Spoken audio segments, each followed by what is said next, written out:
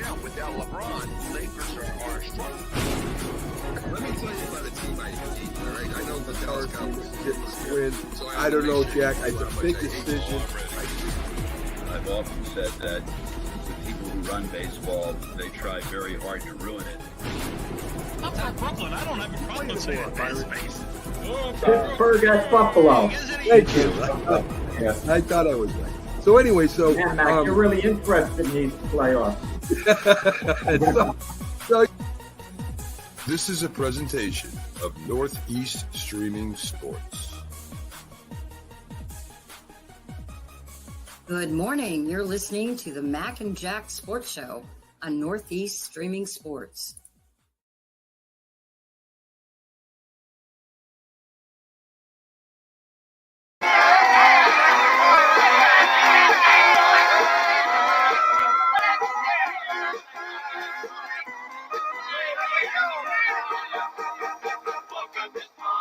It's Wednesday, hump day, midweek, Jack. Welcome to the Mac and Jack Sports Show on Northeast Streaming Sports as we kick off your day with some sports news. And good morning, everyone out there that's with us right now and the ones that will be joining us later. Remember, comment on the shows. We'd love to hear your opinions. It gives us more to talk about. We get to hear what you're thinking about this week in sports. Jack, we talked a little bit before the show about the All-Star game. And by the way, the All-Stars, AL All-Stars won 5-3. I think they've won like 11 out of the last 13 or something like that. And they beat the National League 5-3. Ohtani hits a 3-run home run. Paul Skeens, the rookie pitcher for the Pittsburgh Pirates, has a 1 run, no score, no hit, I think it was. And of course, the Boston player got the MVP with a 2-run home run. Jarren Duran from the Boston Red Sox hits the 2-run home run to win the game. And, of course, the AL All-Stars beat the NL All-Stars. And, folks, me and Jack were talking a little bit before the game. And we're from the past where things were a little bit more intense in sports, I guess you could say. And where the NL and AL didn't play all year besides this game in the World Series, Jack. And it seemed like the players took pride and really wanted to win this game where players didn't just play one inning, Jack. Yeah, Mac, I'm not going to say anything negative about Major League Baseball. They're doing it the right way in the year 2024. It's a glorified exhibition game. It can't be anything more than that. So don't blame Major League Baseball in any way, shape, or form. They tried to do something not that long ago, it seemed, to make the All-Star game more interesting, meaning the winner of the All-Star game would have home field advantage in the World Series. And it didn't mean anything to the players because the players playing the All-Star game, they had no idea whether they're going to the World Series or not. So they weren't going to go all out. And besides, one extra game, a home game in the World Series, a lot of times isn't important at all. I mean, remember one of the World Series with the Houston Astros and Washington Nationals? The visiting team won all 7 games. So that should tell you a little something. I mean, it means a little bit having home field advantage. I'm not dismissing it. Every player would rather be at home than on the road. But you can't do anything with the All-Star game. Before interleague play, it meant something. American League against National League, Pride of League. But not as interleague play. No one hardly cares American League, National League. I mean, maybe old-timers like ourselves to a small degree. You don't care nearly the way you used to. I could tell you that, Matt. Not nearly. There's a little carryover still from the past. I understand that. I didn't stay up till the end of the game, Mac. I went to sleep earlier. I didn't, because it was an exhibition game.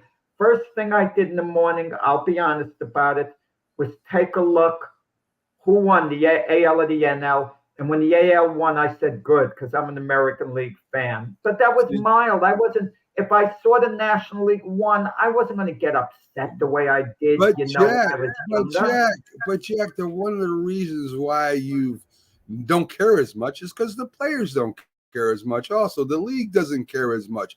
I mean, it's not what it was. And you say, well, it's an exhibition game. Yeah, so what? So it's an exhibition game. But when they played, as you say, there's interleague play, which makes it a little bit less. But they cared about the managers coached to win. They wanted to win the game. Now, as you say, it's a glorified exhibition game. That only maybe means something if you're in a chance to get in the Hall of Fame. You're an all-star, so maybe that gives you the edge of getting the Hall of Fame or not. But, I mean, it's not just that we don't care because it's an exhibition game and we don't care about who wins. We don't care who wins because it is not played like a real game anymore. So, I mean, it's a little bit of both, Jack. But I said this before, I'll say it again, it is probably the best all-star game of any sport out there. It's better than football, better than basketball. They're not standing there in the parking lot choosing teams. They're not afraid to at least, swing at the ball and run to first base without worried about getting hit like the NFL players don't hit each other. I mean, it's a better representation of what the game was than what we got in the other leagues. Mac, I think the players do care. They care to look good because they have a national audience watching the game. So everyone wants to get a hit. Every batter wants to get a hit when he steps to the plate. They still bear down hard because it's the all-star game. You want to look good against the very best of your peers. You do. What might be lacking, a player might not be diving for a ball quite as hard, Right. But on the bases, they're not going to want to dog it. I mean, and pitchers are going to want to look good. They're not going to want to get hit. Sure. They're going to want to retire their fellow all-stars because they're pitching against the very best. So I think there's something to the game as far as the effort. I don't think the managers are using any type of strategy. I don't think if a player's leading off first base, I don't think he's going out of his way to steal second base. Even though you might get a base stealing specialist, if he's known for that, yeah, he's going to take off. Yeah. But, they play the game and they care to look good for themselves.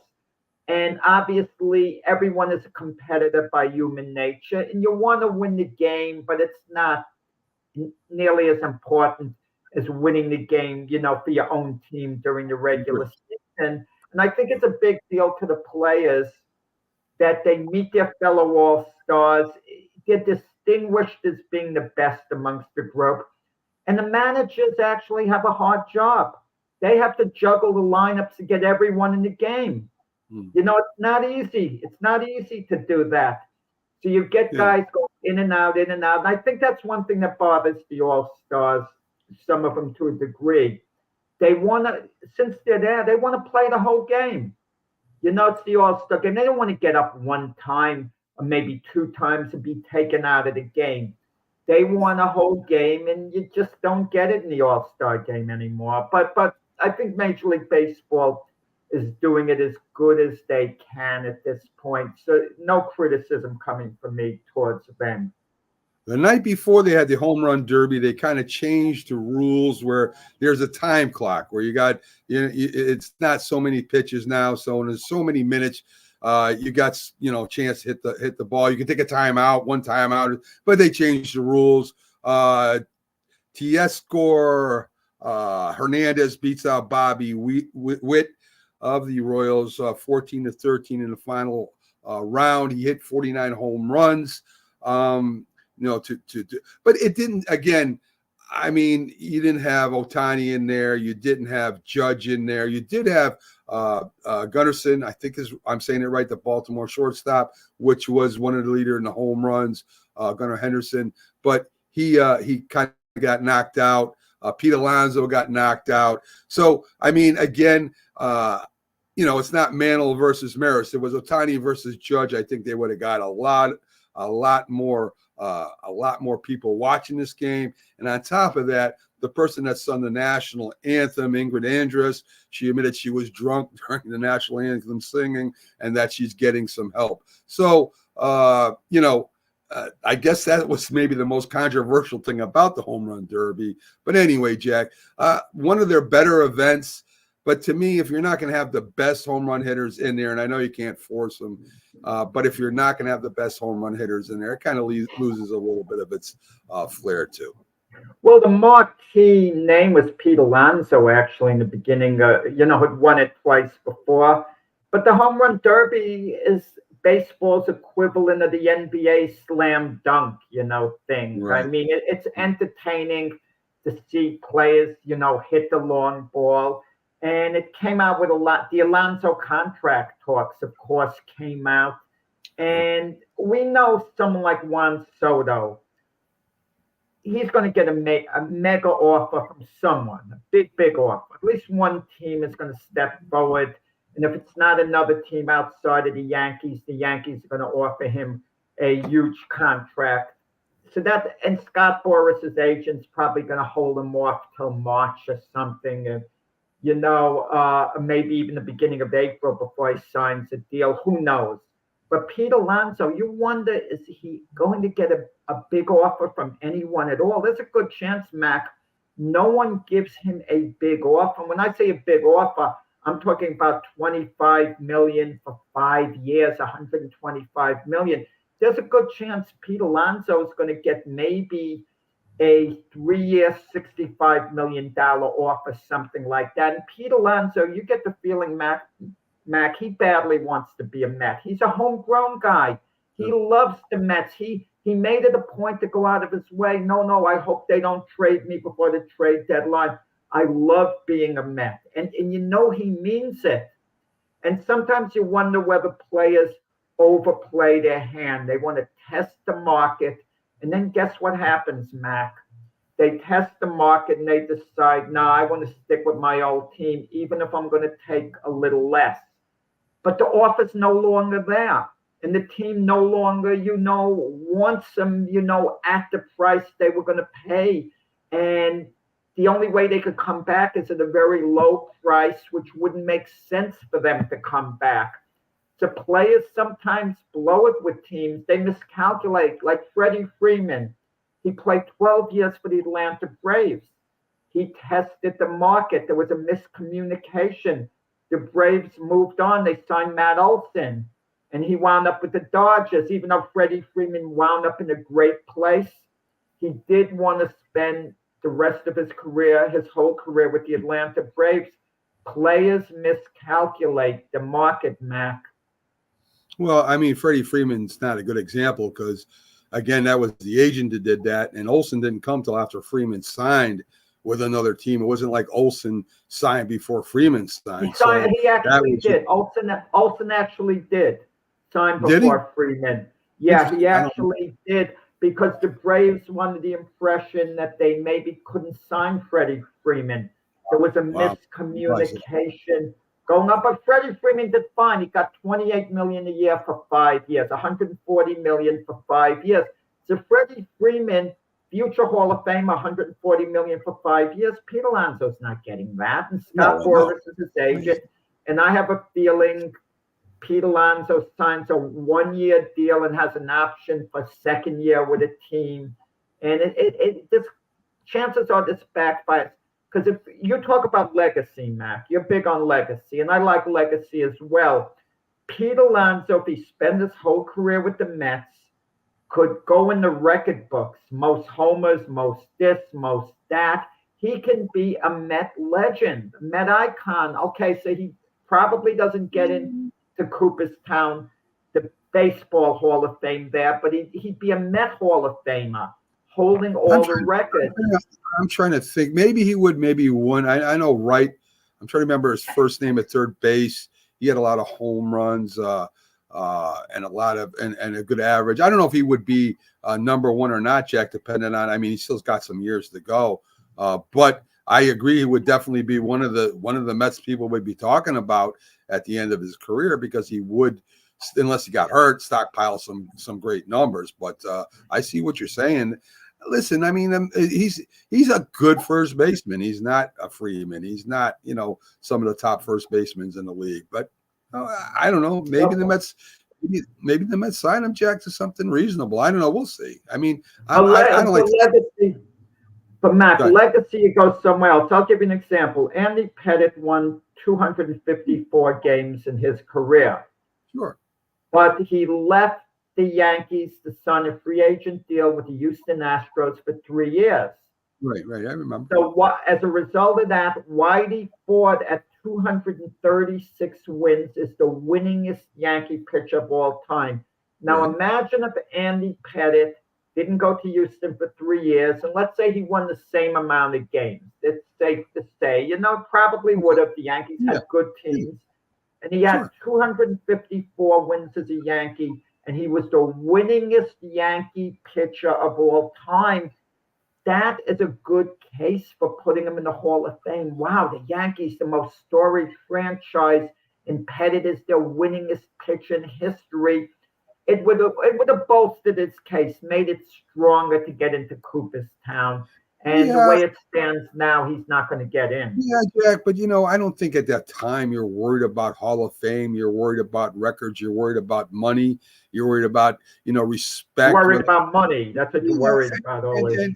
And respect too. Maybe the Yankees didn't. I forget what they offered him way back when, why he pushed on. But listen, I don't think he was thinking about that. Even now, if you asked him, maybe deep down he might, but he wouldn't say he was worried about a Whitey Ford record or he's sorry he didn't get that. I guarantee you he wouldn't say that, even if he did. I mean, I can imagine looking back at anybody's career, you've got some questions and you think about things, but that time of delivery, man, you either do it or you don't do it, and what happened after the 2003 season? The Yankees were slow to offer Andy the kind of deal he wanted. And right before he signed with Houston, they came in and they offered him, I think, the same deal as Houston had to stay.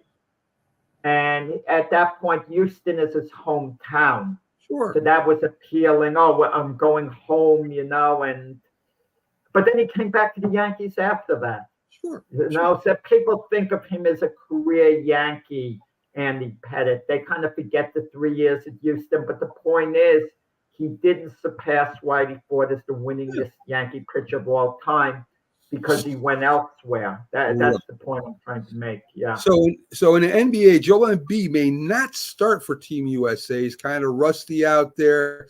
He's not looking that good. And they got Anthony Davis, who's looking really good. And, Embiid, or I'm trying to say Embiid. He's looking good too. And I can imagine, I know how Embiid is. Now, Steve Kerr said he does give him physical presence that a lot of players don't. But I can imagine Embiid. Embiid gets hurt feelings very easily. The way, I listen to him talk, why he gets upset. Can you imagine if Joel Embiid, former MVP, doesn't get to start for the USA team? I guarantee you he's going to raise some hell, Jack. It's going to be really interesting to see if Anthony Davis starts over Joel Embiid. I question whether or not Steve Kerr's the right coach for Team USA. Because Steve Kerr's a very nice guy. Very nice guy. If he thinks someone's feelings are going to be hurt, it doesn't mean he'll accommodate them. It'll mean he'll be extra sensitive to it and try to accommodate them. A guy like Tom Thibodeau wouldn't give a darn. It's not that Tom Thibodeau is a bad person. It's not that he's not a good humanitarian. But Tom Thibodeau is all about business. He'll glue a guy to the bench, even an all-star. The United States is not a lock to win. This isn't a dream team situation where they can play golf during the day and show up for the game at night or just have a few hard practices because their talent is so superior that they're going to win. The United States is in a battle to win the gold medal, a real battle to win the gold medal.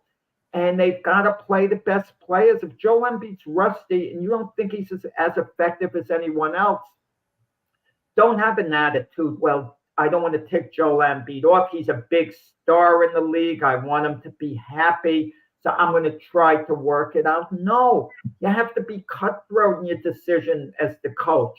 And if players get mad, let them get mad. Let them even go home. Let them even take a plane and leave the team because I don't like the way I'm being used.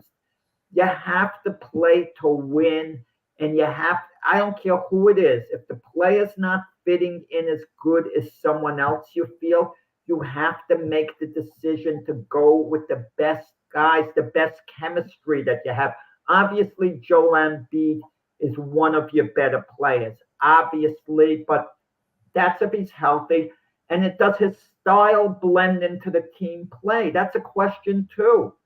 Does it blend into what you're doing? And I get the feeling, Steve, because too nice of a guy who's going to try to accommodate people, Yes. and you can't do it in this situation. And but I still think, despite that, he will. That's very possible. LeBron's still getting the biggest cheers as they do the exhibitions and warm up. 3 decades, first men player ever to appear on the Olympic team in 3 decades. So, of course, he's still the most popular one out there, Jack.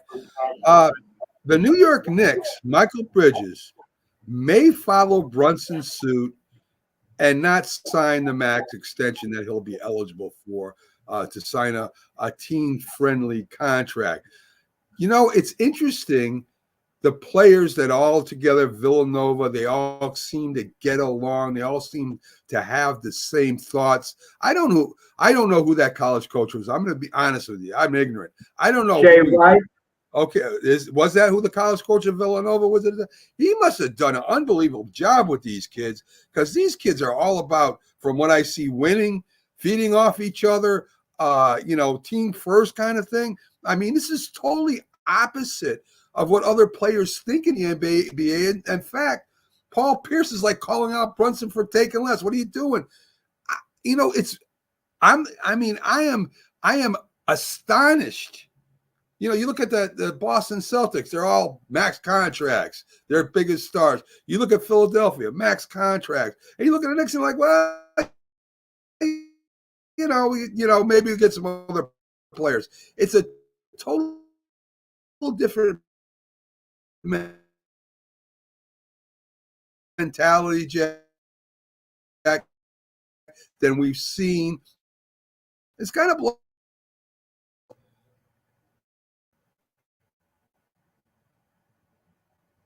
you said. If you said any of it, it just blows my mind, Jack. Yeah, but keep this in mind. They can get to make the money up later on, but it's a risk because they could get hurt. Their performance can slip. So they might not make the money up. But Brunson can make the money up in a couple of years. Right. But he's got to perform at the level he's been performing at to make that money up, okay? And he's got to stay healthy, because you're one injury away from, going from a mega contract in a couple of years to getting, very low-level contracts. So it's a risk. I mean, what Brunson's doing definitely is a sacrifice, definitely, but he can make it up. The money is not necessarily permanently lost. He can actually, if Brunson performs at this level the next 3 years, he's going to gain more money than he would have had he signed this. So the $113 million won't only be made up; he'll make additional good money on top of that. So so let's be clear on that. But he did make a sacrifice, Brunson, because as a school of thought, you take the money when it's there. Too, because you don't know whether it's going to be there later on. And listen, it doesn't mean the other players are unselfish or whatever. Brunson's doing what he wants to do. He loves being a Knick, but situations do change in the workplace. I can understand what Paul Pierce is saying. Brunson has this great honeymoon period with the Knicks now. Well, he's been with them longer than just a honeymoon period, but the year was great, fantastic. But let's say Brunson going forward isn't quite as good. That's a possibility. Well, that's a possibility for anybody. That's a possibility for anybody. But what impresses me is if Michael Bridges does the same thing. If he does the same thing, I'm sorry, Michael Bridges, right? Mikal Bridges. Mikal Bridges. Okay, K-A-L, whatever. If he does the same thing, that's telling me something about this team, Jack. Yeah. that no other team does. That's what blows my mind about this whole thing. I really don't care what Paul Pierce says. Paul Pierce is not a player anymore. Just go over there and shut up and let the Knicks players do what they want to do. He's not the boss of the players. You know what I mean? I don't care think Paul Pierce understands the full deal, that the money could be made up later on. I think Paul Pierce is a big mouth who has no idea what's going on, and it's none of his business. He wants to get in the headlines. The Knicks players can do whatever the hell they want. If they want to take a less money right now, maybe make it up later, that's up to them. You know, I don't like people like that. Just mind your own business. If that's the way you think, great. Don't be calling people out.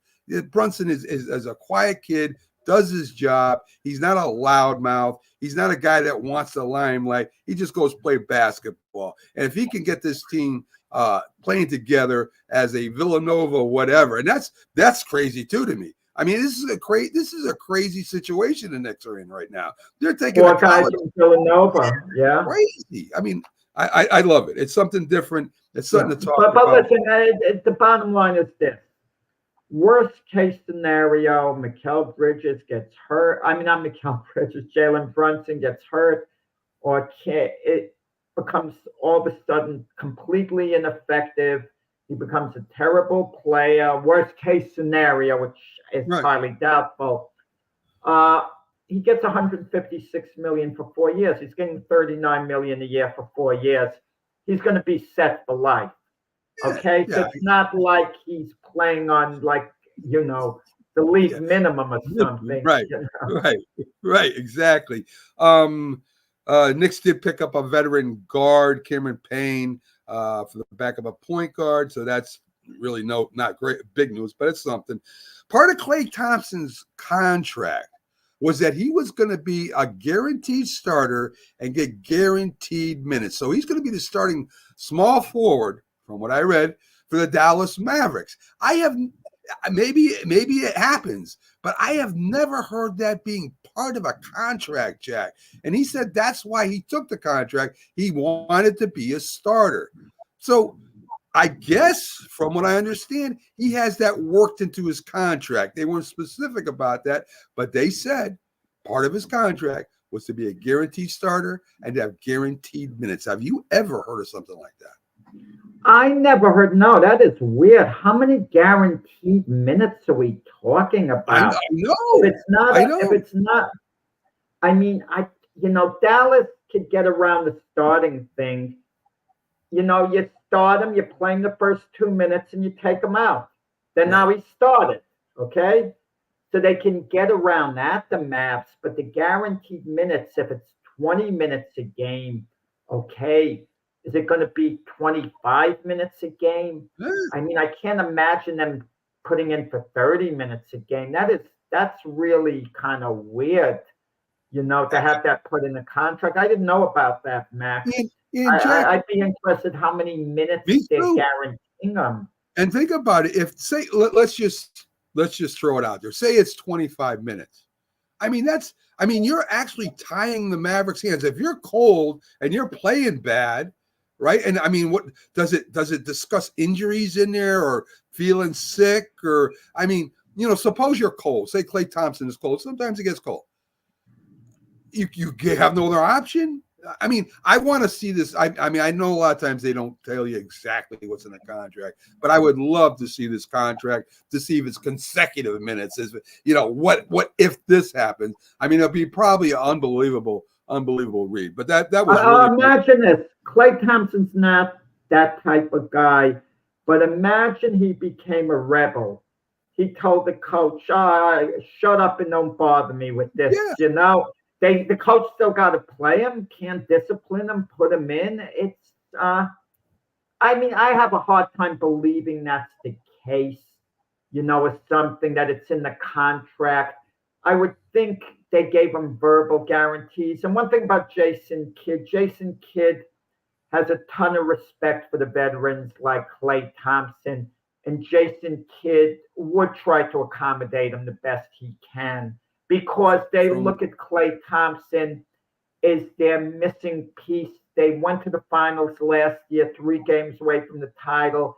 and they're thinking he's the guy who could give us a further push to get over the top. I mean, that's the way, they're looking at it. And also when Luka and Kyrie come to training camp, they're thinking, well, what could be different from next year? They think, oh, we got Klay Thompson now. We can take the next step. That's going to be the mindset, when they report to training camp. Yeah, Kyrie did have a surgery done too. I just saw that before I came in. Kyrie Irving, I guess, hurt his hand or wrist or something. That's what I saw before I came in. Interesting. They took a quick look at the offseason grades, drafts, trades. Listen, Boston gets an A for re-signing all their stars. The Knicks get an A for Nuobi re-signing. Okay, I just want to say something about the Knicks. Isaiah Hartenstein, okay, signed a 3-year deal with OKC for $87 million, $29 million a year. He said Hartenstein, he would have taken a team-friendly discount to stick with the Knicks. But OKC blew him away with that big offer, and he could contend for an NBA title with OKC. If OKC didn't give him that offer, he would have actually taken less money, then the Knicks would have had to pay him to stick with the Knicks. And as it turned out, the max offer that the Knicks could have given Hartenstein was $72 million for 4 years. And he got $89 million for 3 years with OKC. So it made all the sense in the world for Hartenstein to sign the OKC, offer. Good riddance. Good riddance. Go play for OKC. Not good riddance. He made no longer a Knick. I don't even want to talk. I don't care about OKC. Mac, you are so naive, Mac. You don't want to know something. If you were handling Aaron Judge, you would have left $146.5 million on the table. That is not the same. You tell a player Wilby wants to be with that team, and then you would be the first one to trade him away if he got off the Did Aaron Judge leave the Yankees? No, but he didn't sign the original deal, which would have been a complete fool had he signed it. Did Hartenstein leave the Knicks? He did. No choice. I don't care. No realistic choice. I don't care about Hartenstein anymore. He's not a Knick.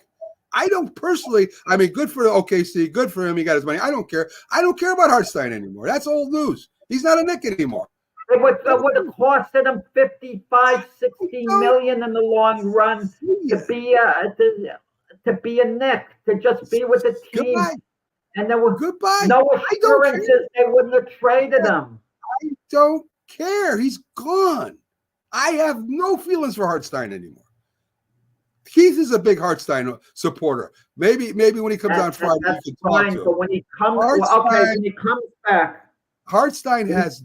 I have no feelings towards Hartenstein. I don't care if he's signed, whatever. Right. He's no longer a Knick. So you're saying, Mac, Saquon Barkley should have just taken the Giants' offer and stuck with the Giants? Did I say that? Did I say that? I'm saying I don't care what Hartenstein does. He's gone. If you're an MSG, let me be honest with you. Since Saquon Barkley has left the Giants, I don't care about Saquon Barkley anymore either. Oh, bye. So when these guys come back, are you going to applaud for them? Are you going to, if you're in the stand, sure. If they are you come going back, to clap for Hartenstein his first game back? You mean as an Oklahoma City Thunder guy? He's coming back with OKC. His first game, he's introduced. I won't boo. Are you going to clap for him? Should the Knicks have a video tribute for him? I will. Oh yeah, if they have a tribute, I'll clap for that. I won't boo. Okay. Yeah. Saquon Barkley coming back to the Giants.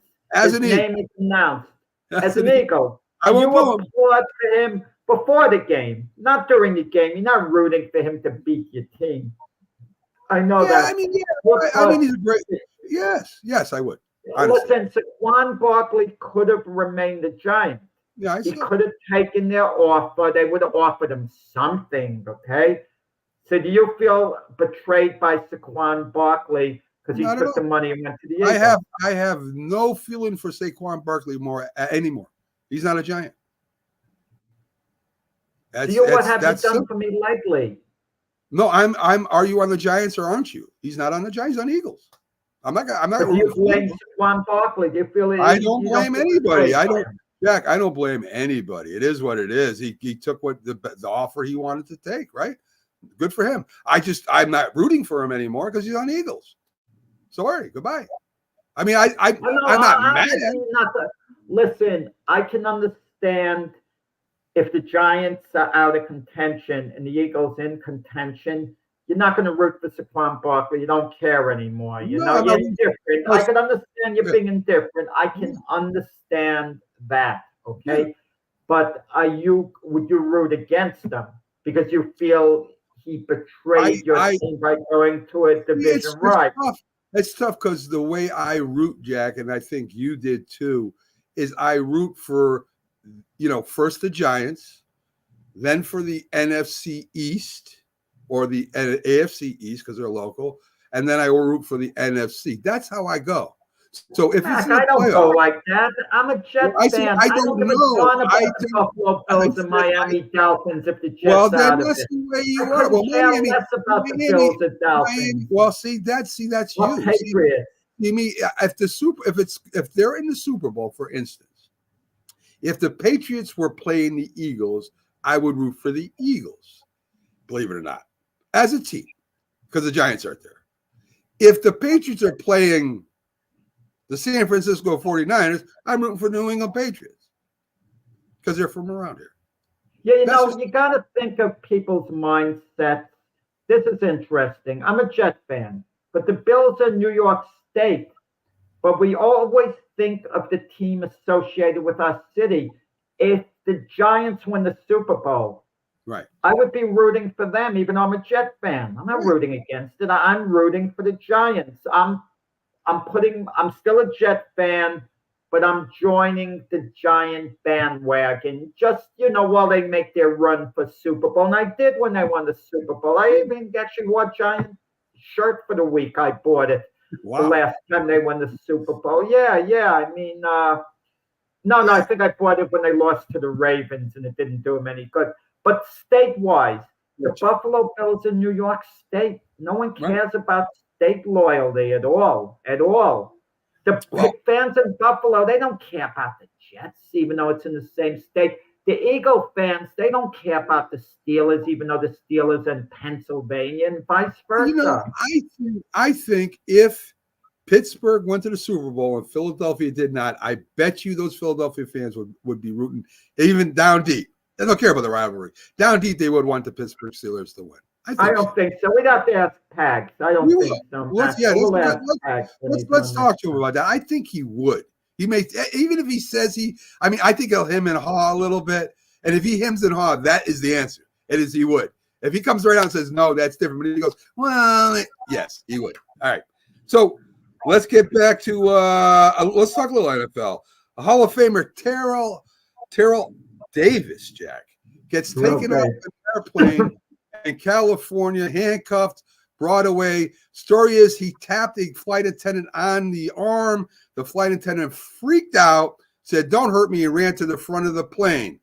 Right now, the arresting or the authorities that took him into custody have apologized to Terrell Owens, and so has, of course, United Airlines, who are right now, they have suspended the attendant until the review of what happened is complete. Listen, Terrell Davis is ticked. He's angry, and he says he wants an investigation done. I wanted to continue what happened to Terrell Davis. So once in a while, you come across someone who's a complete idiot who tries to get someone else in trouble. Let me tell you an incident I had years ago, Mac. In the supermarket, you go down the aisles and everyone has their carts and you can't move, but you kind of a log jam.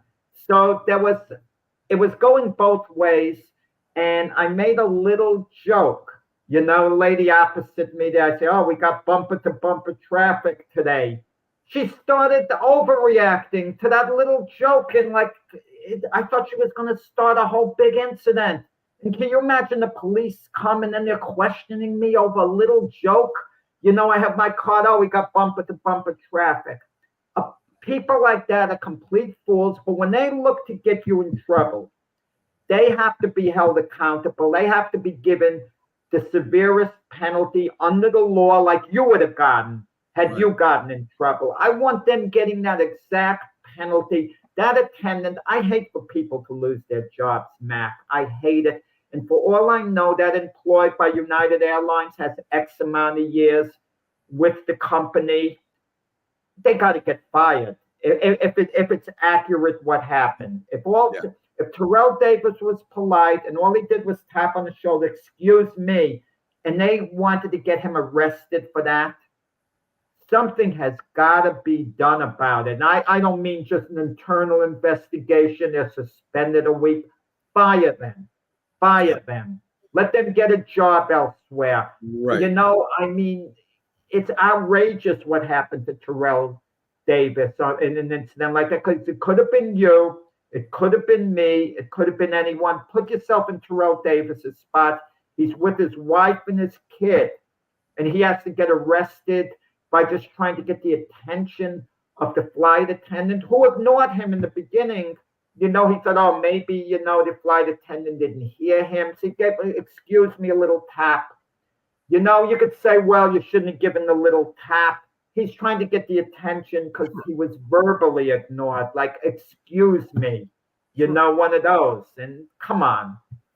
Well, we'll see what happens. I imagine there's plenty of witnesses, and it will be hashed out. And maybe this attendant, I'm not sure if it's a he or she, will get fired. So we'll see what happens down the road. I imagine there will be an investigation. And I hate for people to lose their jobs, Mac. I hate it with a passion. But but when you're going to blow up the simplest little thing, and you're going to try to get someone in trouble where you could get them arrested and put in jail, you've got to face the consequences now for your behavior. If everything is on the level with if it's how it was said, if it didn't come out the way it's been portrayed. But since they've apologized to Terrell Davis, obviously it seems like he's telling the truth here. If they've apologized to him, I would agree with that. Caleb Williams, 4-year, $39 million, fully guaranteed contract, of course, with the rookie contract, of course, with the 5th-year option. Wide receiver Rome Odunze, one of the top 3 running wide receivers in the draft. The Bears got him. He also signs a 3-year contract. So the Bears may be looking to get a little lightning in a bottle with Caleb Williams and Odunze all together, and maybe becoming a great team down there. It's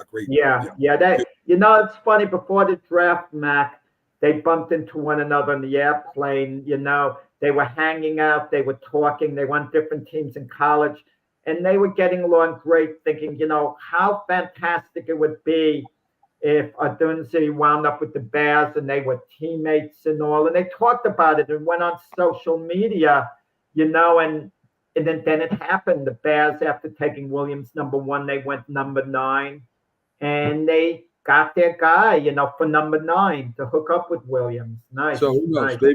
Maybe this is a Burrows, Chad. Maybe not. You know, it's weird with the Chase Young thing with Joe Burrows.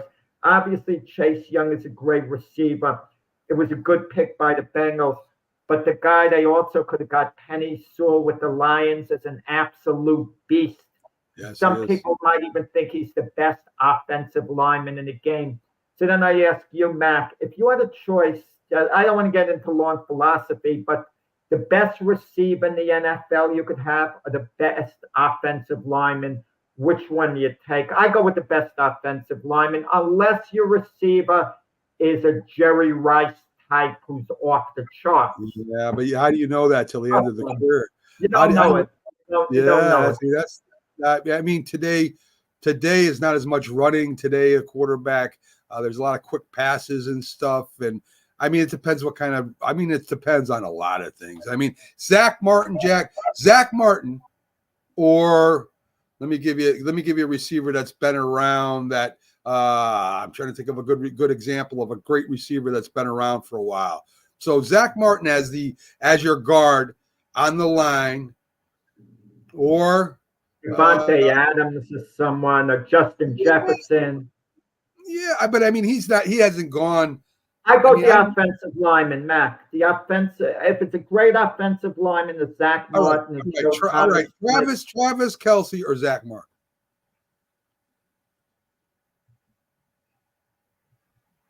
Tough, right?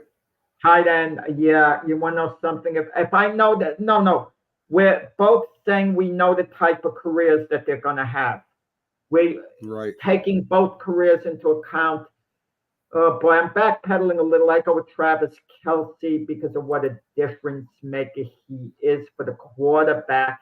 He's a security blanket for the quarterback when the wide receivers are covered, and he blocks to an extent too. You got to consider that to an extent too. But I'll tell you this: if I'm the Bengals right now, Matt, the teams are different because Dallas hasn't gone to the Super Bowl. Travis Kelsey is you're part right. of the Super Bowl. You're right. But listen to me, Matt. If I'm the Bengals right now and I'm offered a deal, Chase Young for Penny Sewell, knowing how they both are now, I make the deal. I trade for the guy I could have drafted in the first place, Penny Sewell, because you know he's lights out as an offensive lineman. And Jamar Chase is great, but you can kind of make things up in the receiving cause, a little more than you can on the offensive line. Jack, I mean, I wouldn't blame you if you did it, but I don't know if I'd do it. I mean, that Lamar Chase might make that catch. Yeah, I keep saying. But look at Jim Harbaugh, the coach of the LA Chargers now in the draft. He could have had Malik Neighbors at number 5.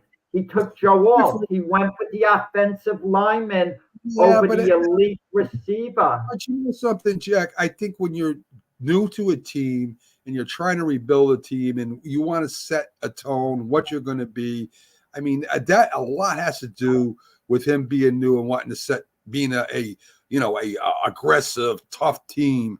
I mean, the San Diego Chargers have been that, throw in the air, let's see what happens kind of thing, depending on their quarterback. I think Jim Harbaugh is going in a different direction, and that would make sense for him to take him, and I don't blame him. I don't blame him. There's nothing wrong with that. So let's do a little bit this week in history. I got 3 big events for you, Jack. Hopefully we get through this rather quickly. So 1941, Joe DiMaggio's 56-game hitting streak comes to an end. Let me finish. 1956, Ted Williams hits his 400th home run. And in 1987, Don Mattingly is the first AL player to at least hit 1 home run in 7 consecutive games. Now, to me, of course, the biggest thing that you could talk about would be the ending of the hitting streak. But both of those other ones, Jack, were big at the time. And, of course, there's a lot we could say about Ted Williams versus Joe DiMaggio, and a lot we could say about Mattingly being in his prime, one of the best players in the league. So, I mean, those 3 things being this week, pretty significant. Yeah, I'm going to tell you, what amazes me about Joe DiMaggio, after he hit in 56 consecutive games and the streak got snapped, he went on a 16-game hitting streak after that.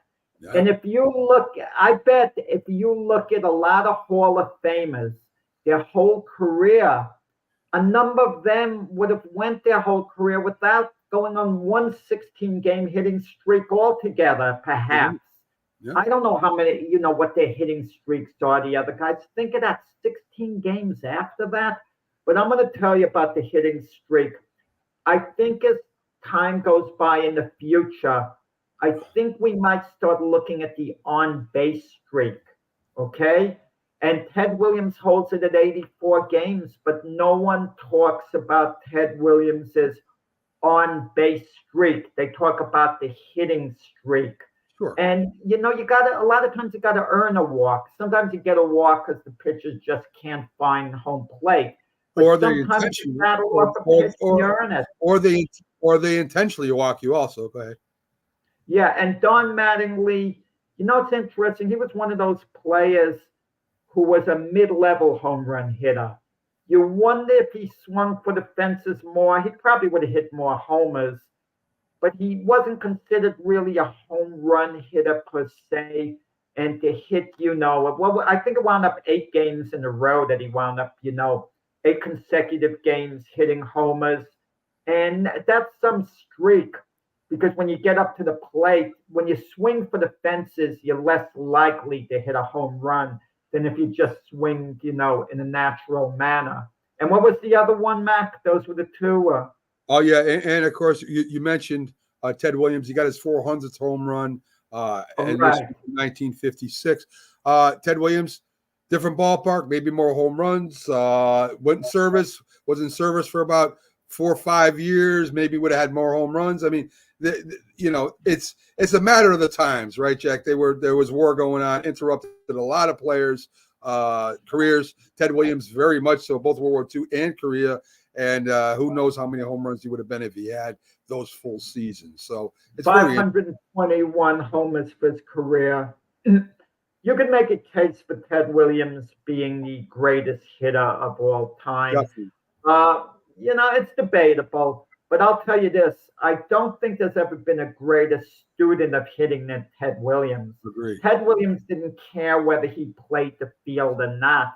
He wasn't a complete ball player. He just basically cared about hitting, and he admitted it. And they used to compare Joe DiMaggio to him, and eventually he admitted, yeah, maybe Joe was a better player than he was. He just cared about being like a better, hitter. Ted Williams, if he played today, would have been very happy to just be a full-time DH. He just was a student of hitting, and loved to concentrate on that, solely at times. Agree with that. Real quick, I don't know if we'll get everything in. I got tons of stuff, Jack, left over, believe it or not. I didn't know, Mac. You came well prepared today. That's okay. I'd rather have more than less. Any given date. So carry it over to the next show. Yes, exactly. Golf analyst tells Tiger maybe the hard truth that it's time to retire. The guy's name is Colin Magnemeyer. He was a multi-winner over Europe. He finished second in the PGAs over here in the United States. Never won a title, but he said, Tiger still thinks he can win. We, of course, know the real story or the real truth, and Tiger kind of shot back saying that you're not a champion, so you're not exempt. He's exempt till he's 60. So in other words, he can go there and he can play in any tournament he wants until he's 60 years old, Jack. I'm glad somebody finally told him. I said it out loud. I'm tired of ESPN acting like Tiger, shooting, being in 15 places great or whatever. But the question I want to ask you think the longer this drags out, it hurts Tiger's legacy? I mean, he's no doubt one of the greatest handful of golfers ever. We're up there with Jack Nicklaus and Chichi Rodriguez and Lee Trevino, all these guys. Believe it or not, I know golfers. But anyway, do you think if it keeps dragging out and like he's not making cuts and he's finishing, off the board? I mean, does this hurt his legacy, Jack? Is he going too long? He enjoys playing golf. Let him play golf. I'm a Tiger Woods fan, first of all, because any guy with his wealth, and I hear all these reports, he doesn't even leave tips when he goes somewhere. I remember Charles Barkley would be buddies with him and Michael Jordan, and Barkley once said, I'm telling these guys, you got to leave tips for people. That's the height of arrogance when you're, that rich. I mean, maybe his ways, and maybe it was only a handful of times. I don't know. But Tiger is entitled to play as long as he wants. I mean, why should he retire if he wants to play? What do you think he's entitled? Let me ask you a question.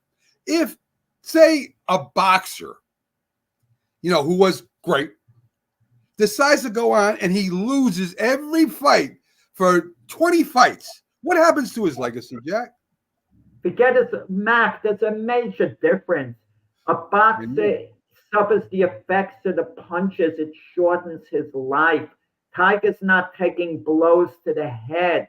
But he's not going to be affected medically unless you talk about maybe having a little arthritis in his elbow and knees, if he has that at all, ever. Let me give you another example.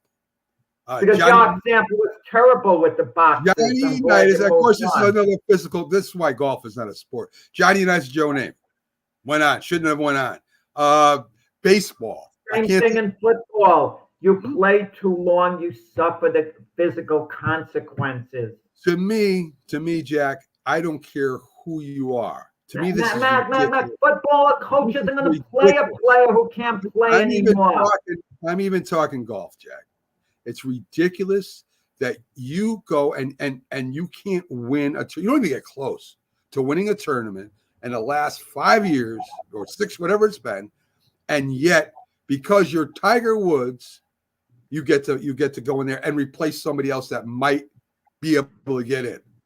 And to me, I mean, let's put some other old guys in there that can't play anymore. Tiger Woods is no longer a great golfer. He's maybe not even a good golfer anymore. And to me, you're holding up golf. He's not holding up any. There's some guys, Mac. I'm sure he's still better than. Let's say, for argument's sake, he's exempt. He's exempt. It doesn't have to be better or worse. Mac, let's say 80% of the golfers are better than he is in the tournament. He's still better than 20%. Should we eliminate the other 20%? Right. Tiger Woods is entitled. He's not hurting anyone by playing. Where do we get this entitled from? When did people start getting entitled to be? It's not entitled. The rules allow him to play. Well, I don't like that. It's not entitlement. The rules allow him to play, and he's earned it. And you want to know something? The sponsors want him playing. The network. I know that, but I want him there because he's a big name, and he doesn't have to win a tournament if he plays well during the tournament. Guarantee you. Arnold Palmer did the same thing. I guarantee you, the viewership is down with Tiger plays in golf right now. I don't think it's as high as it was. And another thing, so let's bring up tennis, Jack. Let's talk about the older people in tennis that end up stopping because their legacy would be hurt. Jimmy Connors, all these great champions that either left on their own accord at the top or near the top, or the ones who kind of fell off, Jack. So there's a sport that maybe I'm going to look up. And I'm going to look up the past champions that played too long, maybe for Friday's show or maybe next week, who their legacy is hurt and they hurt the game.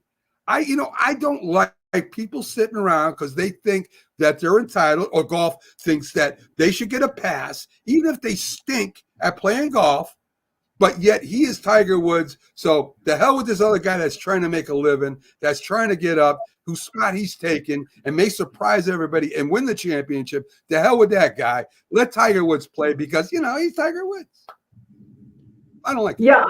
You have athletes hanging on all the time. Golf is different.